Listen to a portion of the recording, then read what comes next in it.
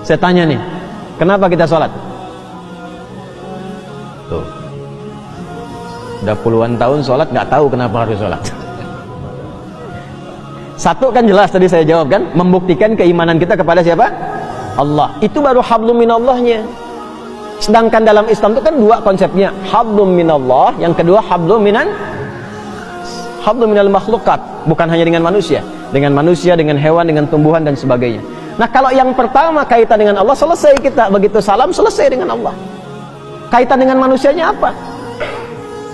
Maka muncullah Quran surah ke-29 ayat ke-45. Innas salata tanha 'anil fahsya'i wal munkar. Kaitan dengan manusianya, setelah sholat itu, sholat yang benar ditunaikan mampu merubah orang yang sholat itu menjadi lebih baik, terbebas dari dua sumber keburukan, baik fahsya yang bersumber dari syahwat, zina, pornografi, porno aksi, LGBT, kata-kata jorok. Jadi nggak ada orang sholat kalau sholatnya benar itu kata-katanya kotor tuh nggak ada. Nggak ada orang sholat yang terjebak LGBT.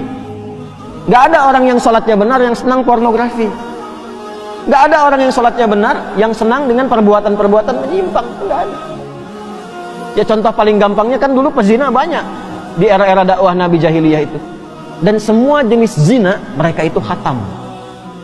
Semua jenis zina khatam. Tapi setelah mereka dididik dengan sholat, hilang semua zina itu. Bahkan memuliakan dengan sesama.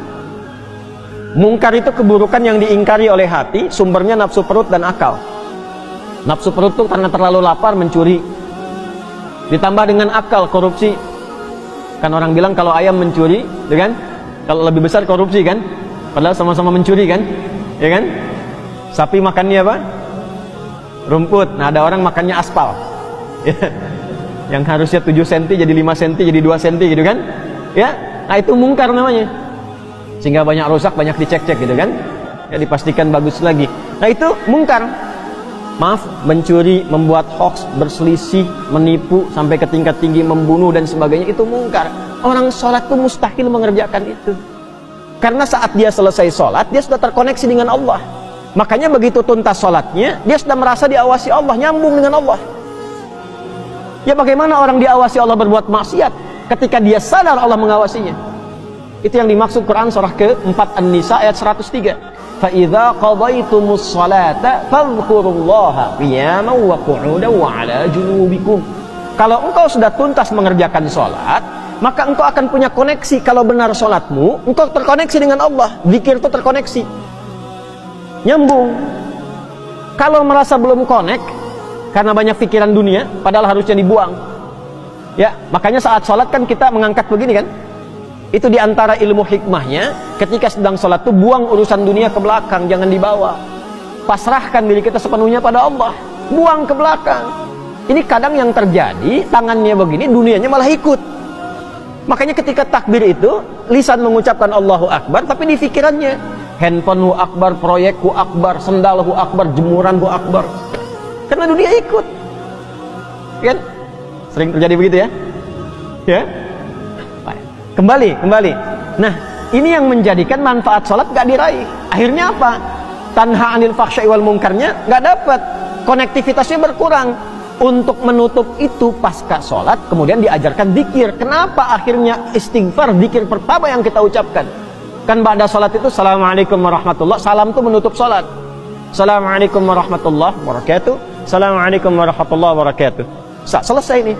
Bukankah setelah itu istighfar? Istighfar dulu kan? Kenapa zikir pertama urutannya istighfar? Karena kita memohon ampun kepada Allah, karena barangkali yang harusnya khusyuk itu maksimal terganggu dengan keadaan pikiran yang tidak bisa dikontrol. Itulah sebabnya. Nah, istighfar itu membuka kita supaya menyambung terus, sehingga ketika subhanallah, alhamdulillah terkoneksi. Keluar dari masjid sudah ingat Allah. Makanya kalau keluar dari masjid ingat Allah, tidak akan pernah terjadi tertukar sendal. Ingat Allah. Nggak ada kehilangan kotak infak. Nggak ada. Nah, kalau keluar dari masjid saja sudah bagus, apalagi dibawa ke rumah, dibawa ke kantor, nggak akan berbuat maksiat. Nah, itu tujuannya tanha anil fahsya'i wal munkar. Nah, yang bisa menyampaikan itu dan memastikan betul-betul menjadi baik, itu ulama pendidik.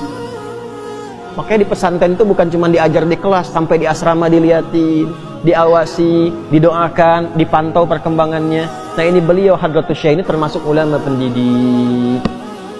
Bahkan memastikan setelah ketiadaannya pun murid-muridnya masih bisa belajar lewat karya yang dituliskan oleh beliau. Maka muncullah kitab ini, Adabul Alim wal Muta'allim, untuk mengajarkan kepada kita, kepada siapa Anda kalau ingin belajar. Kalau yang ingin belajar pada ulama pengajar, bagaimana cirinya? Kalau ingin belajar pada ulama pendidik, bagaimana cirinya? Dan apa manfaatnya? Jelas?